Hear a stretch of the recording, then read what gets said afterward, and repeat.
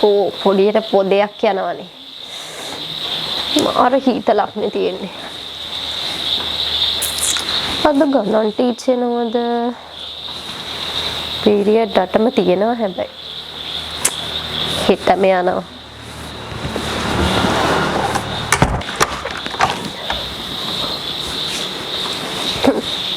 කරුමේ අදත් මේ පොදේ ඉවරයක් නෑනේ.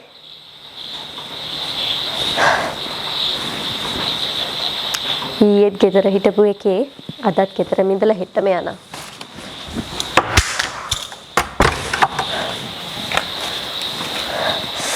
අම්මෝ අද නම් සැරටම වහිනවා. මෙහෙම වැහ අකුණු ගහ තියෙද්දි කොහොමද ඉස්කෝලේ යන්නේ? අම්මා නම් කියයි.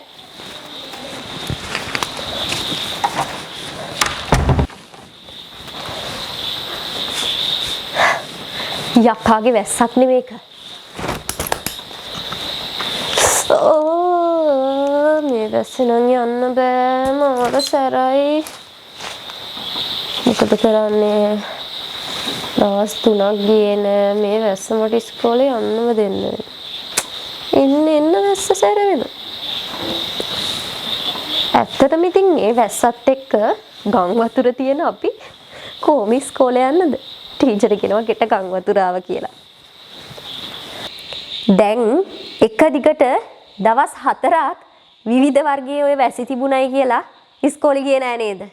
පළවෙනි දවසේ පොඩි ලාවට වැස්සක් ගියා කියලා, ලාවට පොදයක් ගියා කියලා වැස්සකුත් නෙමෙයි. ඉස්කෝලේ ගියේ නෑ. ඊට පස්සේ මේ පොදේ ටිකක් දෙගුණ වුණා කිව්වා. නේ? ඊට පස්සේ කිව්වා ටිකක් හයියෙන් වැස්ස කිව්වා. ඊට පස්සේ කිව්වා ඊට කලින් දවසටත් වඩා හයියෙන්ම වැස්ස කියලා 4 වෙනි දවසේ. දැන් මේ අද 4 වෙනි දවසේ. දැන් ඉස්කෝලේ යන්නෙම නැද්ද? කම්මැලියොන්ගේ සිරිතක්ලුනේ ඔක. වැස්ස හරි වාසියකට ගන්නවා.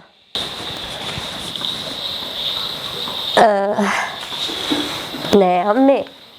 ඉතින් මෙහෙම වහිද්දී ඇත්තටම අපිට ඉස්කෝලේ යන්න බෑනේ. අපි වැස්සට ඉංග්‍රීසි වලින් කොහොමද කියන්නේ? අපි කියනවා rain කියලා. එතකොට වැස්සෙත් මේ ළමයා කිව්ව විදියට එක එක ප්‍රභේද තියෙනවා නේද? පොදම පොද වැස්ස, පොද වැස්ස, ඊට පස්සේ තද වැස්ස, ඊටත් වඩා තද වැස්සක් ඔය විදියට තියෙනවා නේද? ඉතින් මේවට වෙනම අපිට ඉංග්‍රීසි words තියෙනවා, ඉංග්‍රීසි phrases තියෙනවා. ඉතින් ඔයාලට වහින්නේ චූඩි පොද වැස්සක් නම් ඔයාලගේ ඇඟට ඒකෙන් සිසිලසක් ගෙන දෙනවා නම් හරියට ඇඟට දැනෙන්නවත් නැති තරමේ හරිම සිසිල් පොද වැසි වහින්නේ. ඒ වගේ වෙලාවට ඔයාලට කියන්න පුළුවන් it's spitting කියන දෙක එකතු කරලා it's spitting කියලා කියන්න පුළුවන්. ඒ වගේම ඒ වගේ පොද වැස්සකට වඩා චුට්ටක් පොද බවින් වැඩි පොද වැස්සකට අපි කියනවා it's drizzling. ඒ වගේ වැස්සක් වහින වෙලාවට අපිට කියන්න පුළුවන් it's drizzling. ඒ වගේම ටිකක් තදට වැස්ස වහිනවා නම් ඔයාලට කියන්න පුළුවන් it's pouring. මේක pouring කියලා ප්‍රොනවුන්ස් කරාට ස්පෙලිංස් බලන්න POURING. it's pouring. ඒ වගේම මේ තද වැස්සටත් වඩා වැඩියෙන් තදට වැස්ස වහිනවා නම් ඔයාලට කියන්න පුළුවන් it's bucketing down. මේක ඉඩියම් එකක් right? it's bucketing down කියන්න පුළුවන්. ඒ වගේම it's raining cats and dogs. මේවා idioms. දැන් it's raining cats and dogs කියලා කියන්නේ පූස බල්ල වහිනවා කියන එක නෙමෙයි. ගොඩාක් තදට වැස්ස වහිනවා කියන අදහස. හරි? ඔයාලා මේව නෝට් ඩවුන් කරගන්න මොනවා හරි නෝට්බුක් එකක් අරගෙන. හරි ළමයි. අද අපි කතා කරන්නේ ප්‍රාග් ඓතිහාසික යුගය ගැන. ඇත්තට මොකක්ද මේ ප්‍රාග් ඓතිහාසික යුගය කියලා කියන්නේ?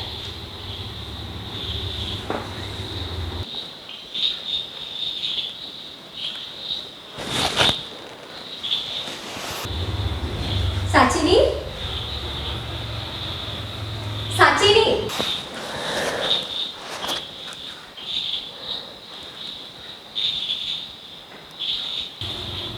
Udah ada kan? Lama. Kaki yang mau kali nggak punya kan?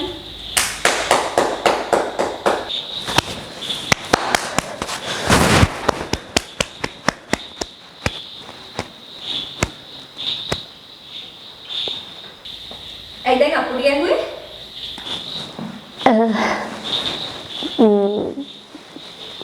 නෑ ටීචර් මේ ඊයේ ටිකක් මහන්සි වෙලා වැඩ ටිකක් කරා. නිදි මතක් ආවා. මෙතනදී මම ඔයාලට කියලා දෙන්නේ I'm tired කියලා කියන්න පුළුවන් වෙනත් phrases මොනවාද කියලා. ඔයාලට කියන්න පුළුවන් I'm worn out කියලා. I'm worn out. I'm tired කියන එකට සමාන phrase එකක්. For example, I'm worn out after playing the game. මට හරිම මහන්සි මේ game එක play කරලා. I can't imagine how the players feel. මට හිතා ගන්නවත් බෑ මේ game එක professionally play කරන players ලට කොහොම හැඟෙනවද කියලා. එයාලට කොච්චර tiredness එකක් දැනෙනවද කියලා මට නම් හිතා ගන්නවත් බෑ. I can't imagine කියලා කියනවා. ඒ වගේම ඔයාලට කියන්න පුළුවන් I'm shattered. I'm shattered.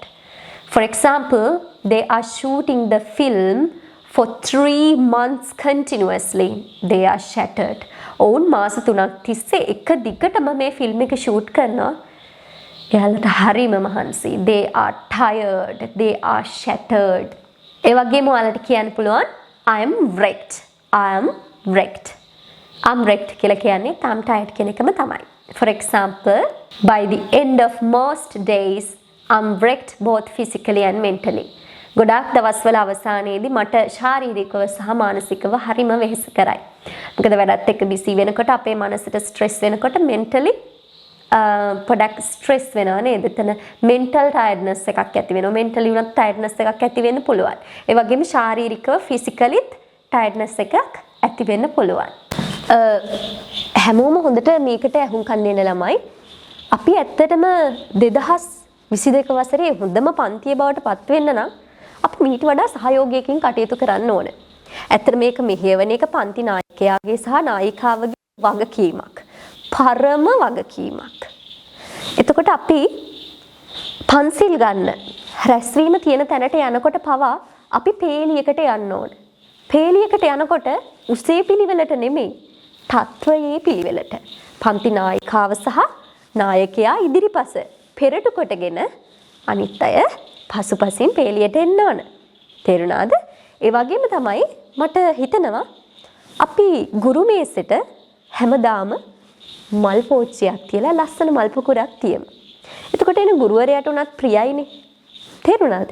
එතකොට මම හැමෝටම බෙදලා දෙන්නම් අද ඔයා මල් ගේන්න අද ඔයා මල් ගේන්න ඕනේ කියලා. උදාහරණයක් විදිහට හෙට කමල මල් ටිකක් ගේන්න. ඊට පස්සේ ගුරුවරු අහයිනේ මොකද මේ වෙන පන්තිවල නැති මෙහෙම මල් තියන්නේ කියලා. එතකොට අර ගෙනාපු කෙනා කියන්නේ ටීචර් මමයි මල් ගෙනාවේ මේ අයිඩියා එක පන්ති නායකාවගේ කියලා. එතකොට දැනගනි පන්තියක් විදියට කොච්චර අපි එකමුතුකමින් වැඩ කරනවද කියලා. ඒ වගේම හෙට ගුරු දිනේනේ මතක ඇතුව හැමෝම මම බාර දුන්න හැම දෙයක්ම අරන් එන්න. ඒ වගේම මම වැදගත්ම දේ කරන්න. ගුරුවරුන්ට ආරාධනා කරන්න යනකොට ආරාධනා පත්‍රයක් තියෙන්න එපයි. මම ඒක ලස්සනට කැටයන් ටිකක් දාලා හදාගෙන එන්න. ඒක ඊට පස්සේ ගුරුවරුන්ට ආරාධනා කරන්න යනකොට මායි පන්ති නායකයා ගිහිල්ලා ඔය ටික ගුරුවරුන්ට බෙදලා දීලා එන්න. ගුරුවරු ටික ඇවිල්ලා අහයිනේ කවුද මේක සංවිධානය කරේ කියලා. කියන්න නායිකාව සංවිධානය කළා කියලා. එතකොට දැනගනි අපේ පන්තිය කොච්චර සංවිධානාත්මක නායකත්වයකින් යුතු පන්තියක්ද කියලා. එතන හිටපු පන්ති නායකාව හරිම condescending manner එකක තමයි හිටියේ. condescending manner. condescending manner කියලා අපි කියනවා ඒ කෙනා ටිකක් උජාරුවෙන් නම් ඉන්නේ. එයා ටිකක් superiority complex එකක් තමන් නිකන් අනිත් අයව යටත් කරගෙන වගේ ටිකක් powerfully ඉන්නවා නම් අන්න ඒ වගේ හැසිරෙන කෙනෙක් හරිම නිකන් condescending manner එකකින් තමයි හැසිරෙන්නේ. අපි බලමු කොහොමද මේ phrase එක use කරන්නේ කියලා sentence එකකදී. ඔයාලට කියන්න පුළුවන් her condescending behavior makes everyone irritated. ඇයගේ තියෙන මේ superiority complex එක මේ තියෙන condescending manner එක අර ටිකක් powerful විදියට patronizing power එකක් විදියට අනිත් අයව යටහත් පහත් කරගෙන ඉන්න තියෙන මේ බලය හැමෝම තරහ ගස්සනවා. මොකද කවුරුත් කැමති නැහැනේ තවත් කෙනෙක්ට යට වෙලා බය වෙලා ඉන්න නේද? හරි. ඒතකොට මේ condescending manner කියන එකේ හරිම meaning එක තමයි having or showing an attitude of patronizing power. ඒ වගේ attitude එකක් patronizing power එකක් වගේ අනිත් අය යටහත් පහත් තියාගන්න පුළුවන් ශක්තියක් බලයක් වගේ එහෙම attitude එකක් පෙන්වනවා නම් අපිට කියන්න පුළුවන් condescending manner කියලා. ළමයිනේ මට 6 භාගයකට ගුරු රැස්වීමකට ගිහින් තියෙනවා. ඉතින් මම ඒකට ගිහින් එන්නම්.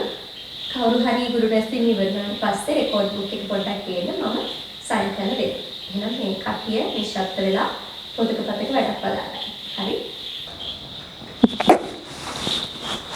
ගුරු රැස්වීමක්.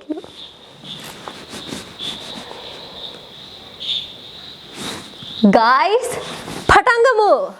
සුදු වසු පිට නැගලා මංගල රථයේ තියා කැන්දාරන් තොරණින් කැන්දාමයනවා රන්නා ලා ලා ලා ලා ලා ලා එතන එයාලා ටිකක් ഘോഷා කරනවා නේද? ශබ්ද නගනවා. ඒ වගේ වෙලාවකට අපිට කියන්න පුළුවන් they are banging around. They are banging around. එතකොට මේ bang around කියලා කියන්නේ phrasal verb එකක්. bang around කියලා කියන්නේ to make noise by doing physical activities that some people are participating in. ගොඩාක් මේ පිරිසක් එක්ක එකතු වෙලා ഘോഷාවක් නගනවා නම් මොනවා හරි activity එකක් කරලා ඒ වගේ වෙලාවට අපිට කියන්න පුළුවන් they are banging around. They are banging around. For example, I hear tons of banging sounds. අන්න එතනදී banging sounds කියලා ගන්නත් පුළුවන්. එතකොට banging sounds කියලා කිව්වොත් එහෙම noisy sounds ටිකක් හරිම ഘോഷාකාරී sound එකකට අපිට කියන්න පුළුවන් banging sounds කියලා. එතකොට ඔයාලට කියන්න පුළුවන් I hear tons of banging sounds. මට ඇහෙනවා ලොකු banging sounds ටිකක්. කියන්නේ ഘോഷාකාරී ශබ්ද ඇහෙනවා මට. ගොඩාක් ඇහෙනවා. tons of ගොඩාක් ඇහෙනවා. ඉතින් ටීචර් ආවට පස්සේ ටීචර් කියන්න පුළුවන් shut up. shut up. එතකොට shut up කියන්න different phrases තියෙනවා. කොහොමද අපි shut up කියලා කියන්නේ? Please pipe down. Please pipe down. ඒ කියන්නේ stop making noise unnecessarily. අනවශ්‍ය විදියට ഘോഷා ඇති කරන්න එපා. Please pipe down. Please pipe down. ඒ වගේම ඔයාලට කියන්න පුළුවන් hold your tongue. hold your tongue. ඔයාලගේ දිවාල ගන්න කියලා නෙමෙයි කියන්නේ shut up කියලා. කෑ ගහන්න එපා කියන එක තමයි මීනින් එක වෙන්නේ. මේ අන්නකෝ මාර වැඩක් වුණානේ මට ඊයේ ගෙදරදී. මම ඔන්න නාලි ඉවර වෙලා කොණ්ඩේ වීර පීර හිටියා පනාවේ. හරිද? ඊට පස්සේ කොණ්ඩේ වීර පීර හිටියට පස්සේ මම පනාව මේ සුලින් තියුවා. මට හොඳටම ෂුවර් මම පනාව මේ සුලින් තියුවා කියලා. හැබැයි මම පනාව ඊට පස්සේ මේසේ වටේද යටද උඩද හැම තැනම පන දාගෙන හෙව්වත් පනාව තිබ්බේ නැහැ කියහන්කෝ. පනාව එතකොට කොහෙද තිබ්බේ දන්නවද? මගේ ඔළුවේ. මම මේක මෙන්න මෙහෙම ගහගෙනලු. අපේ අම්මත් කිව්වා මං ඒක එහෙම ගහ ගන්න ඇතිලු. හැබැයි මට 100ට 100ක් ෂුවර් මට හොඳටම මතකයි මම පනාව මේසුළු තියුවා කියලා. මම නම් කියන්නේ ওই පනාවට මොකක් හරි ආවේශයක් වගේ එකක් ඇවිල්ලා මගේ ඔළුවට ආවා කියලා. මොකද මට 100ට 100ක් ෂුවර් නේ පනාව මම මේසුලින් තියුවා කියලා. ඕක මම ඇවිල්ලා ඊයේ බුද්ධාගම ටීචර්ටත් කිව්වා ওই කතාව. ඊට පස්සේ ටීචර් කිව්වා පනාවලට කොහොම බලයක් තියෙන්න පුළුවන් කියලා. ඒත් ඊයේ බුද්ධාගම ටීචර් ආවේ නෑ නේද? බුද්ධාගම ටීචර් නෙමෙයි මේ ගණන් ටීචර්. ඔව් ගණන්. එයා නම් liar කෙනෙක් නේද? කවුද liar කියන්නේ? someone who tells lies. හරිම ලේසි. කවුරු හරි කෙනෙක් බොරු කියනවා නම් ඒ කෙනා බොරුකාරයෙක්. එතකොට lie කියනවා බොරුවට LIE lie බොරුව. LIAR liar බොරුකාරයා. LIER නෙමෙයි මතක තියාගන්න LIAR liar බොරුකාරයා. ඒ වගේම කෙනෙක් අපිව mislead කරනවා නම් deceive කරනවා නම් ඒ වගේ පුද්ගලයෙක්ට අපිට deceitful person කෙනෙක් කියලා කියන්න පුළුවන්. කවුරු හරි අපිව නොමග යවනවා නම් mislead කරනවා නම් එහෙමත් නැත්නම් රවට්ටනවා නම් deceive කරනවා නම් එයා deceitful person කෙනෙක්. රවට්ටන සුළු පුද්ගලයෙක්. කියන්නේ එයා අපිව රවට්ටන්න තියෙන ප්‍රවණතාවය වැඩි. deceitful person කෙනෙක්. ඒ කියන්නේ එතන තනිකර තියෙන්නේ බොරුවක්. lie බොරුවක්. එතකොට එයා liar කෙනෙක් automatically නේද? එතකොට liar deceitful person කියන්නේ ටිකක් synonyms මත් නෙමෙයි. හැබැයි එක ළඟින් යන context එක අතින් සමාන වචන වලට තේරෙනවා ඇති. හරි. ඒ වගේම කෙනෙක් අපිව දැන් ඔය deceive කරනවා කියන්නේ රවට්ටනවා. deceive DECEIVE deceive. එහෙමත් නැත්නම් mislead. lead mislead. mislead කියන්නේ නොමග යවනවා. නේද? lead කරනවා කියන්නේ හරියට මඟ පෙන්වනවා. mislead කිව්වහම ඒක නොමග යවනවා.